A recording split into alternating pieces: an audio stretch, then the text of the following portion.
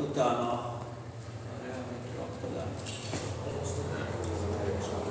Nagyon látom.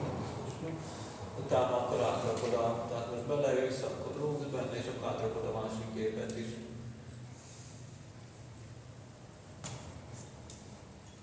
Tehát a lábúrak lett ki a gurokból.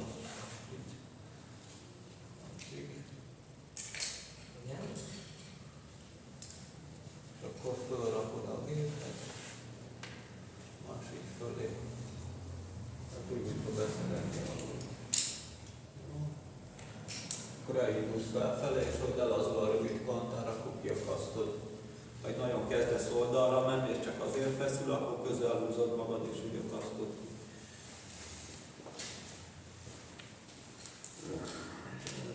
Tele van, hiába húzogatod. Szerintem szállják ki belőle, és hogy földön állva húzod.